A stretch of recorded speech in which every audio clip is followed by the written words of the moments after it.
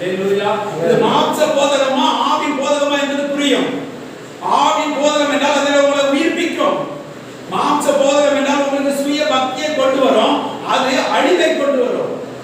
சுய பக்தி சுய ஞானம் தேவனுக்கு விரோதமானது. ஹalleluya. தேவ பக்தி தேவ ஞானம் பிதாவுக்கு சித்தமானது. தேவன் இப்போது இஸ்ரவேல் ஜனங்கள் தேவனை தன் சொந்த பக்தினால் தேடினார்கள், இயேசுவை கண்டடையவில்லை. ஆனால் நாங்களோ விசுவாசத்தினால் அவரை கண்டடைந்தோம் என்று சொல்லப்படுகிறது. நாம விசுவாசத்தினால் அவரை கண்டடைந்தோம், ஆனால் அவர்கள் தன் பக்தினால் கண்டடைய முடியல. இன்னைக்கு அநேக சபை தன் பக்தியை எடுத்து சொல்லுகிறது. நாங்களோ தேவ பக்தியை குறித்து உங்களுக்கு பேசிக் கொண்டிருக்கிறோம்.